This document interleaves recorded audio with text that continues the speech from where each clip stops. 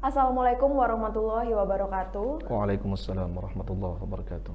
Pemirsa Jember 1 TV yang dirahmati Allah Subhanahu wa taala. Jumpa lagi dalam acara Setetes Embun. Salah satu program acara di Jember 1 TV yang memberikan edukasi dan wawasan seputar keagamaan dengan menghadirkan narasumber yang berkompeten di bidangnya. Acara ini merupakan kerjasama antara MUI Jember dengan Jember 1 TV. Dan tema Setetes Embun dalam episode kali ini adalah mensyukuri nikmat Allah Subhanahu wa taala. Pemirsa, syukur adalah ucapan, sikap dan perbuatan terima kasih kepada Allah dan pengakuan yang tulus atas nikmat dan karunia yang telah diberikan oleh Allah Subhanahu wa taala.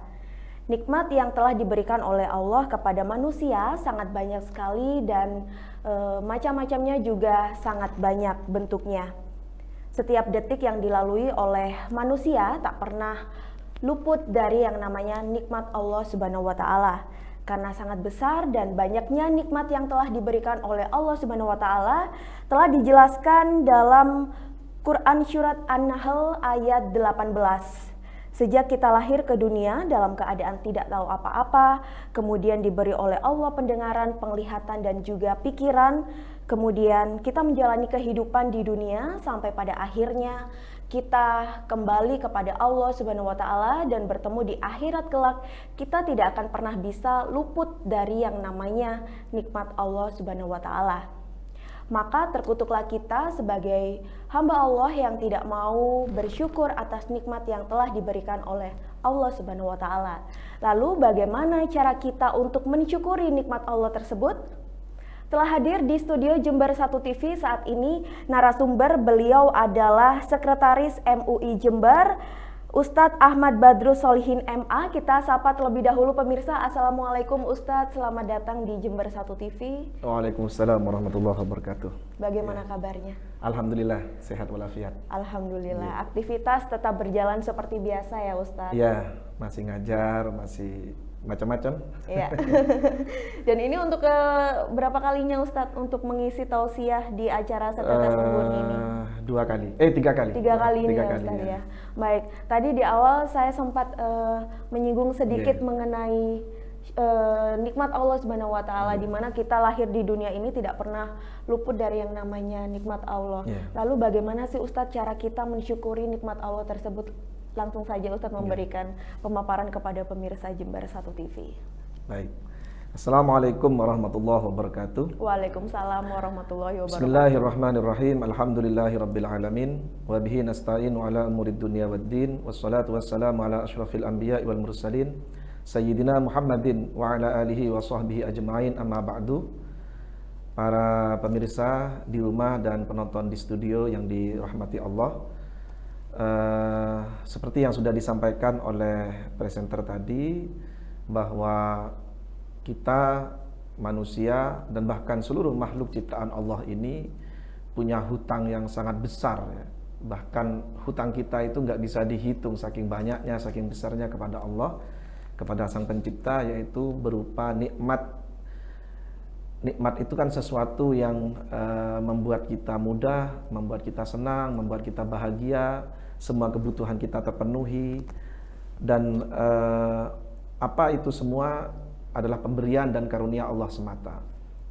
Seperti yang sudah disampaikan tadi bahwa nikmat itu sangat banyak. Wa in ta'uddu ni'matallahi la tuhsuha. Jika kalian menghitung-hitung seluruh nikmat Allah itu, maka kalian tidak akan mampu menjumlahkannya, tidak akan mampu menjabarkannya.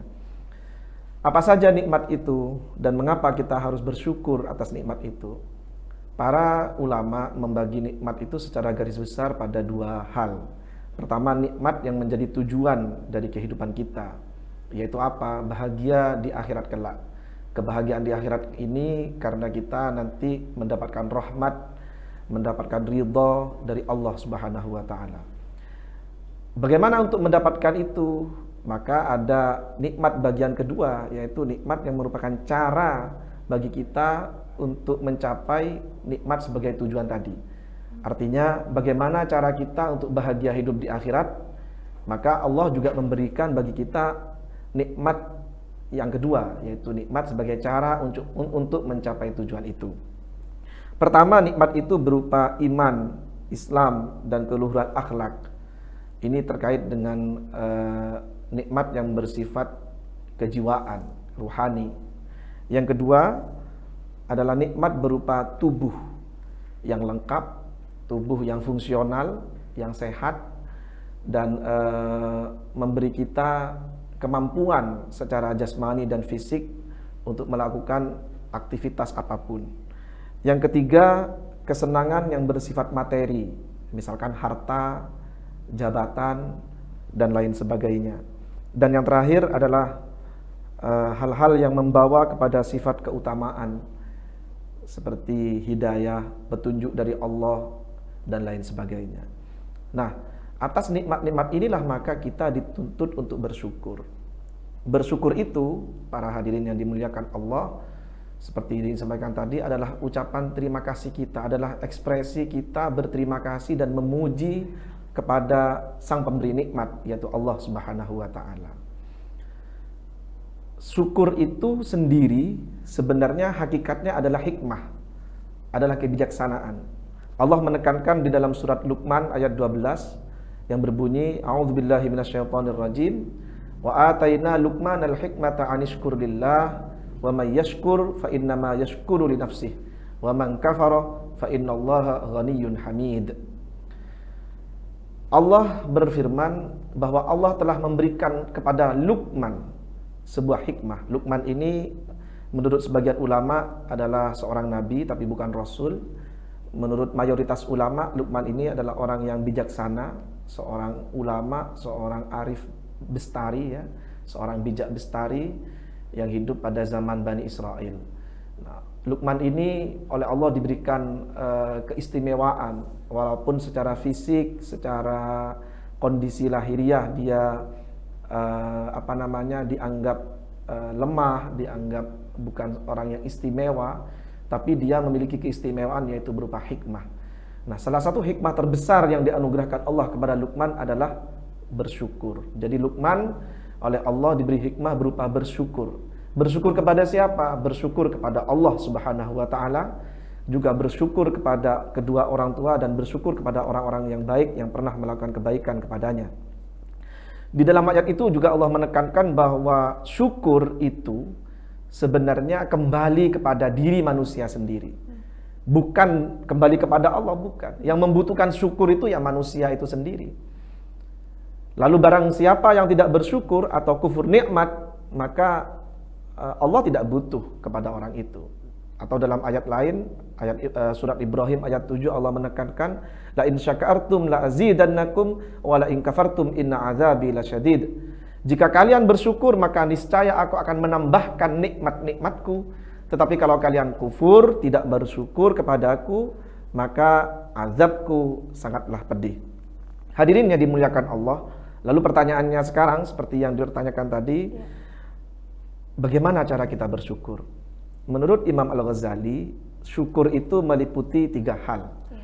Jadi yang pertama, syukur dengan hati. Syukur dengan hati itu adalah menyadari, menginsafi sepenuh-penuhnya bahwa semua nikmat ini adalah pemberian Allah semata.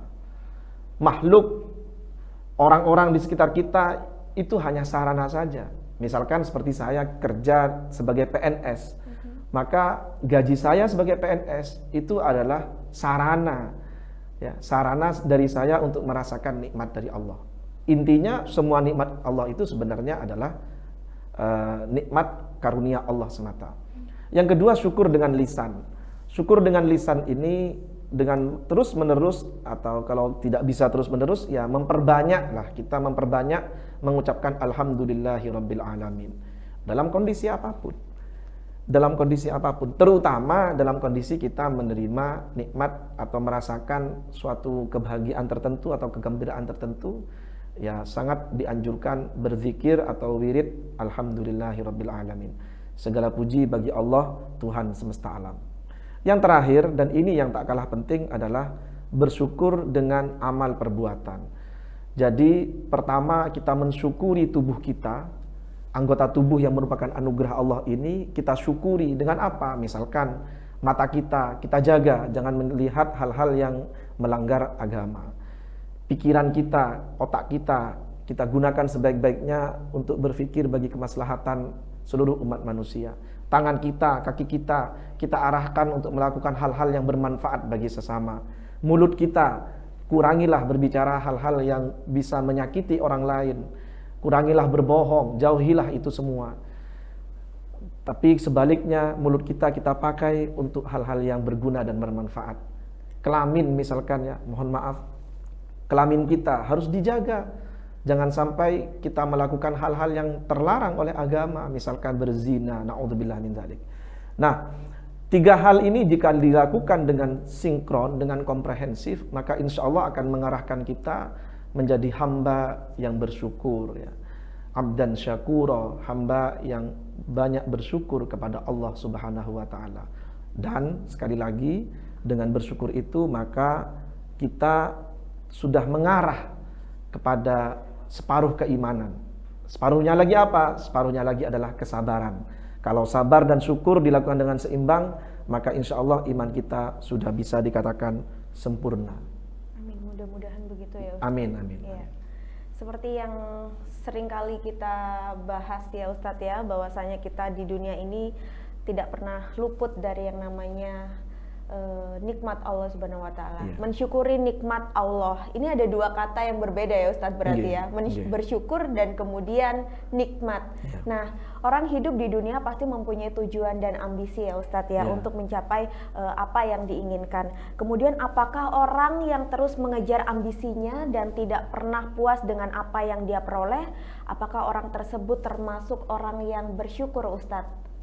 Dan juga sebaliknya mungkin apakah orang yang begitu saja telah memperoleh apa yang dia inginkan, tujuan hidupnya sudah dicapai, terus kemudian tidak mau meningkatkan lagi pencapaiannya, apakah orang tersebut syukurnya sudah sempurna Ustadz? Ya, baik. Saya mungkin akan menjawabnya dengan sebuah ilustrasi ya. Iya.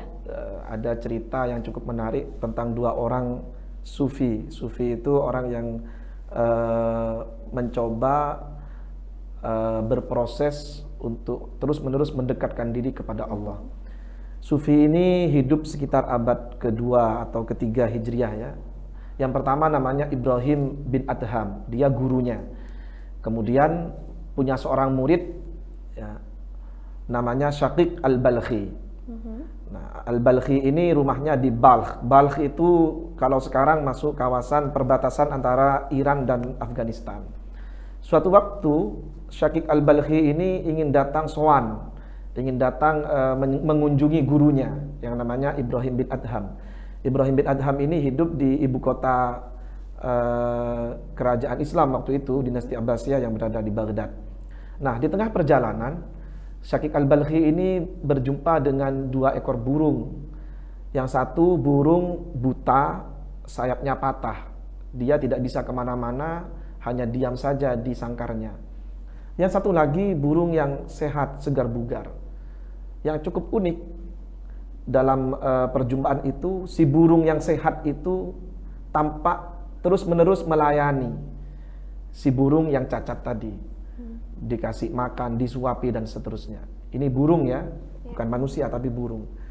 Nah, Syaqiq kemudian merasa memiliki pencerahan. Dia kemudian menyadari bahwa ternyata rizki, nikmat dari Allah itu sudah ditakar oleh Allah, tidak mungkin tertukar. Burung yang tidak bisa terbang saja, bahkan buta, tidak kelaparan karena ternyata Allah mengutus burung lain yang sehat untuk membantu dia, untuk menolong dia.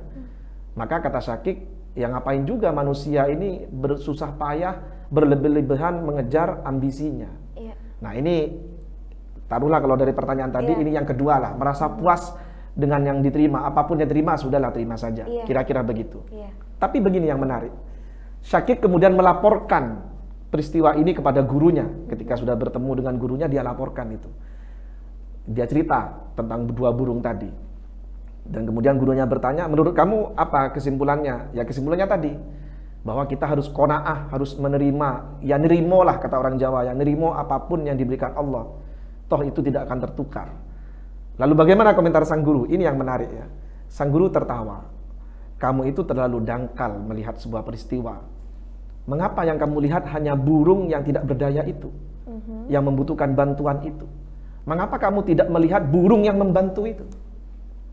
Untuk bisa membantu, dia harus memiliki kekuatan, dia memiliki kepedulian, dia memiliki kehendak untuk membebaskan temannya yang tertindas atau yang lemah tadi. Seharusnya manusia juga menempatkan dirinya seperti burung sang penolong itu. Artinya manusia itu harus mengoptimalkan segala potensi yang ada pada dirinya. Untuk meraih apa? Untuk meraih nikmat Tuhan yang sudah dijatahkan kepada dirinya sepenuh mungkin, seoptimal mungkin. Bagaimana kita bisa tahu bahwa kita sudah benar-benar memfungsikan pemberian Allah sebanyak-banyaknya, seoptimal mungkin kalau kita belum pernah mengejar pencapaian sampai setinggi-tingginya? Artinya apa? Manusia itu harus kuat dulu, baru kemudian dia menjadi orang yang lebih mulia karena tangannya ada di atas. Dia membantu orang yang lemah.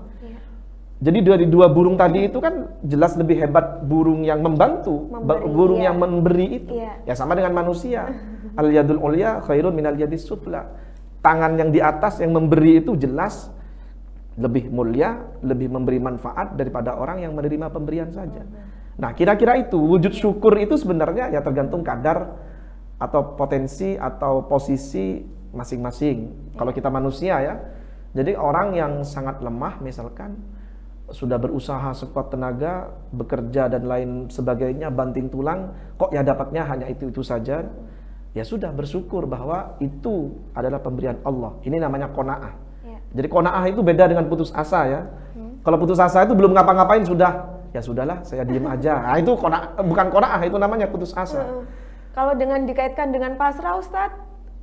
Ya pasrah atau tawakal itu tingkat tertinggi ya setelah qanaah kemudian pasrah atau tawakal. Jadi yang namanya pasrah itu baru bisa dikatakan tawakal kalau kita sudah maksimal, ya, sudah maksimal berusaha dan berdoa kepada Allah. Kita sudah maksimal semaksimal mungkin. Misalkan ada orang punya hutang, sudah jatuh tempo, hari itu sudah harus bayar hutangnya. Kalau dia selama ini tidak pernah berusaha untuk mencari uang membayar hutangnya, itu bukan pasrah namanya. Dia itu orang yang putus asa atau pemalas. Tidak mau berusaha ya? Iya, kalau dia berusaha memaksimalkan semua yang dia bisa dan dia berdoa kepada Allah, dia minta bantuan orang-orang, tetapi tetap saja dia ternyata tidak tidak mampu bayar hutangnya.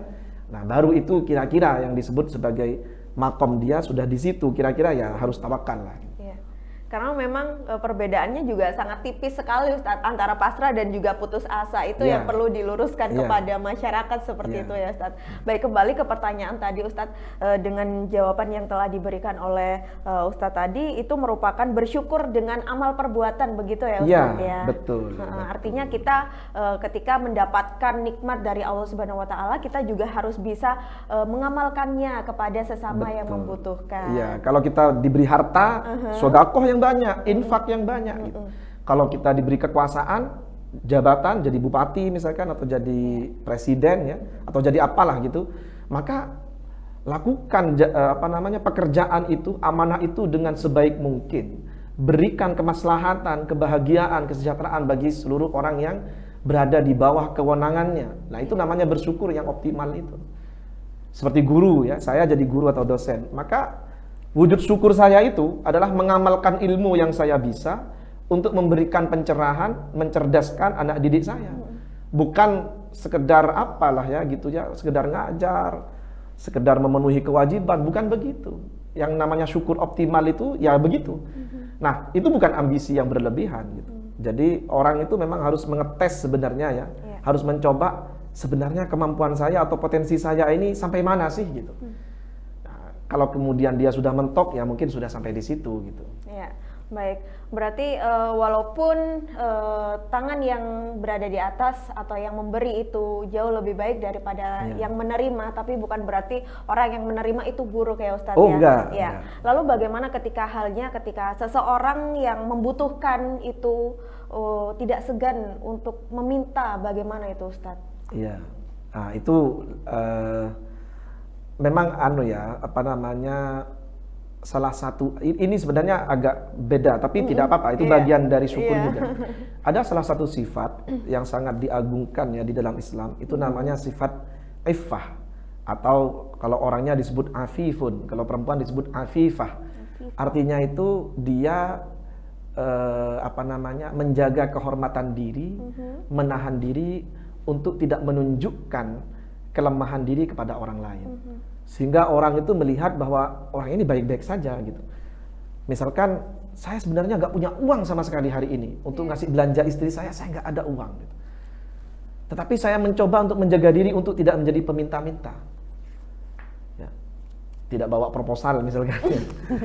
Nah, ini sifat yang sangat agung ya, itu namanya sifat afifun, iffah ya, orangnya disebut afifun, orang yang mampu menjaga muru'ah ya, menjaga kehormatan dirinya, dan ini tinggi sekali pangkatnya di sisi Allah. Akan tetapi begini, kalau memang dalam kondisi yang sudah sangat terpaksa ya, tidak menemukan lagi lah solusi yang lain, ya tidak apa-apa kita meminta kepada orang sesama muslim, kepada tetangga kita. Tapi meminta di sini jangan berlebihan ya, secukupnya saja, secukupnya untuk memenuhi kebutuhan yang paling primer, yang paling pokok di hari itu. Setelah itu apa? Ya berusaha. Islam itu nggak mengajarkan umatnya menjadi pengemis ya. Islam itu mengajarkan umatnya untuk itu tadi, menjadi orang yang bermanfaat. Khairun nas anfa'uhum linnas. Sebaik-baik manusia itu adalah orang yang paling bermanfaat bagi sesama. Bagaimana kita bisa memberi manfaat bagi sesama kalau untuk diri saya sendiri misalkan saya belum bisa memenuhi kebutuhan saya. Yang namanya memberi manfaat itu berarti urusan diri dan keluarga sudah selesai. Sudah terpenuhi. Sudah terpenuhi semua, sehingga kita bisa memikirkan umat, memikirkan orang lain. Baik. Kira-kira begitu. Ya, tadi juga sempat menyinggung kufur nikmat Ustadz tadi ya. Apa itu pengertian yang sebenarnya mengenai kufur nikmat Ustadz? Iya, baik. Jadi begini, ini kufur itu artinya sebenarnya luas ya artinya ya. Arti aslinya kafaroh, yakfuru kufron itu artinya menutup. Sataroh artinya itu sama dengan satar, artinya menutup. Nah, tetapi kemudian kata kafir atau kufur itu kemudian identik dengan orang yang tidak mau beriman kepada Allah. Atau kafir lawan dari mukmin, kufur lawan dari iman gitu, atau kebalikan dari iman. Sebenarnya makna kufur itu luas, Mbak. Nah, oke lah, yang paling sering dibahas, yang paling sering dipakai itu kufur dalam konteks orang yang tidak beriman kepada Allah. Itu kalau oleh ulama dibagi menjadi 4 jenis itu. Ada yang namanya kufur ingkar, yaitu orang yang memang di hatinya tidak mengakui Tuhan, di mulutnya tidak mengakui Tuhan, dalam perbuatannya tidak mengakui Tuhan. Ateis lah ya, ateis 100% lah ya. Itu kufur ingkar namanya. Ingkar. Yang kedua namanya kufur juhud. Kufur juhud itu sebenarnya hatinya ya, dia mengakui bahwa Tuhan itu ada, tapi lisannya dan perbuatannya dia tidak melakukan itu. Dia tidak mau tunduk kepada ajaran kebenaran, kepada Islam. Yang berikutnya ada kufur lagi, kufur yang ketiga ini, kufur yang dia orangnya itu lisannya mengakui, hatinya mengakui, tetapi dia tidak mau mengamalkan ajaran-ajaran keagamaannya. Dia tidak mau memeluk agama Islam. Ini beda tipis ya Ustaz? Beda tipis dengan yang kedua. Ya? Iya. Kufur juhud ya Ustaz? Iya. Nah, yang terakhir yang disebut dengan kufur nifak. Nifak itu ya munafik itu. Ya. Jadi di luarnya ya kelihatan dia Islam. Ya. Di luarnya dia kelihatan Islam, tapi hatinya. Ya. Tapi sebenarnya dia kalau menemukan kesempatan dia bisa berkhianat kepada umat, kepada sesama muslimnya. Nah, ini semuanya keempat-empatnya ini berkaitan dengan keimanan kepada Allah. Nah, bagaimana dengan kufur nikmat? Nah, ini yang mengapa saya jelaskan tadi sedikit ya. Kufur nikmat itu bisa menimpa orang yang beriman. Sebenarnya dia beriman kepada Allah, dia sholat, dia puasa, dia zakat, dia melakukan amal biasa begitu. Tetapi dia kurang mau mensyukuri nikmat Allah. Ya, selalu mengeluh misalkan, berkeluh kesah terus. Ini bahaya ya, berkeluh kesah itu bahaya, apalagi di zaman sulit begitu. Selalu kurang. Aduh, Allah ini kok gak adil ya. Tetangga saya itu padahal cuma lulusan SD bisa punya rumah bagus, mobilnya 4 misalkan ya. Saya padahal sudah sarjana, nyari kerja sulit. Nah, misalkan ya, untuk punya rumah saja ngontrak gitu, nggak punya kendaraan bermotor dan lain sebagainya. Ya. Ini bahaya ini. Ini bisa masuk ke wilayah kufur nikmat tadi. Kufur nikmat. Sebagaimana saya katakan, kufur itu makna dasarnya adalah menutupi. Artinya kalau kufur nikmat, menutup-nutupi nikmat Allah. Seakan-akan Allah tuh nggak ngasih apa-apa gitu loh. Padahal apa yang diberikan oleh Allah kepada kita itu sudah sangat-sangat luar biasa. Tenaga kita bernafas gratis kan, sinar matahari kita dapatkan dengan gratis juga, kesehatan dan lain-lain. Nah itu sebenarnya kan potensi yang bisa kita gunakan sebaik-baiknya kalau kita mau melakukan upaya semaksimal mungkin, insya Allah rezeki akan kita raih. Gitu. Nah itu intinya ya. Jadi kufur nikmat itu adalah ketika kita tidak mau mensyukuri nikmat Allah atau kurang mensyukuri nikmat Allah. Dan itu bahaya, ancaman Allah, inna azabi lasyadid. Orang yang tidak mau bersyukur kepada nikmat Allah, maka siap-siap saja menerima azabnya. Contoh yang lain dari kufur nikmat. Kita bangsa Indonesia diberi kemerdekaan. Iya, betul. Menjadi bangsa yang bebas, yang berdaulat. Kita memiliki negeri yang sangat indah ini. Maka sebagai warga negara, maka kita harus melakukan sebaik-baiknya pengabdian kepada negara. Kalau kita membiarkan ketidakadilan merajalela di negeri ini, kita membiarkan misalkan korupsi, hukum tidak ditegakkan, maksiat di mana-mana, ya maka siap-siap saja Allah akan menurunkan azabnya berupa bencana dan lain sebagainya. Termasuk kufur nikmat adalah orang yang merusak alam. Oh, itu kufur nikmat juga itu. Karena alam itu kan oleh Allah diberikan kepada kita untuk kesejahteraan kita. Iya. Loh kok malah dirusak? Yang seharusnya dijaga ya Ustadz ya. Betul, hutan digunduli, terjadilah banjir. Iya. Gunung digunduli, terjadilah tanah longsor dan lain sebagainya ya, kekeringan, macam-macam. Nah, itu sebenarnya adalah salah satu contoh paling nyata kufur nikmat. Kita diberi nikmat oleh Allah, kita merusaknya. Nah, itulah bahayanya kufur nikmat di situ. Dan ini masih sangat banyak sekali terjadi di kehidupan sehari-hari ya Ustadz Sangat, ya. ya. Kita harus banyak merefleksikan diri, Iya. terutama untuk diri kita sendiri. Lalu bagaimana cara menghindari kufur nikmat Ustadz? Ya itu tadi, hati kita terus-menerus mengingat Allah bahwa semua ini milik Allah, kita hanya menerima dari Allah dan kita harus banyak berterima kasih kepada Allah. Lisan kita biasakan untuk terus membaca alhamdulillahirabbil alamin. Seluruh aktivitas kita harus arahkan untuk semata-mata memenuhi perintah Allah dan menjauhi larangan-larangan Allah. Ya, baik. Berbeda halnya dengan seseorang yang mendapatkan nikmat dari Allah Subhanahu wa taala, terus kemudian dia melakukan sujud syukur atas apa yang telah didapatkannya, Ustadz. Nah, pengertian dari sujud syukur sendiri itu apa sebenarnya, Ustadz? Nah, ini biar tidak salah paham ya. Kita sering melihatkan ada petinju, ada siapa tuh Habib Nurmagomedov itu habis menang langsung sujud di situ. Muhammad Salah pemain Liverpool itu habis nyetak gol sujud di situ. Apakah itu sujud syukur? Begini. Ini perlu saya luruskan ya, di dalam fikih itu, di dalam hukum Islam, yang namanya sujud syukur itu sama dengan sujud tilawah. Itu syaratnya itu sama dengan kalau kita sholat, Mbak. Oh ya. Jadi orangnya harus suci, nutup aurat, ngadap ke kiblat, tempatnya juga harus suci, begitu. Jadi kalau di tengah lapangan atau di tengah ring tinju kemudian sujud, padahal dia pakai celana pendek, nggak nutup auratnya, itu bukan sujud syukur ya.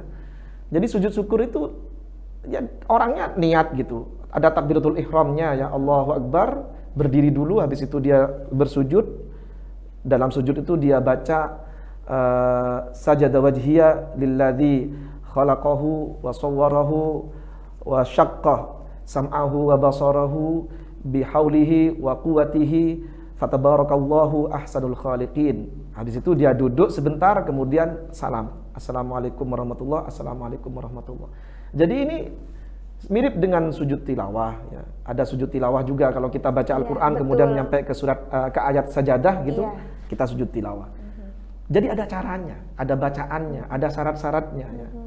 Gak sembarangan kemudian di tengah jalan sujud padahal tidak punya wudu, ya itu bukan sujud syukur. Nah, sujud syukur ini, Mbak, kalau apa yang saya baca dalam sebuah kitab ya, Syarah Fathul Wahhab Al-Bujairimi nama kitabnya, itu untuk 4 hal.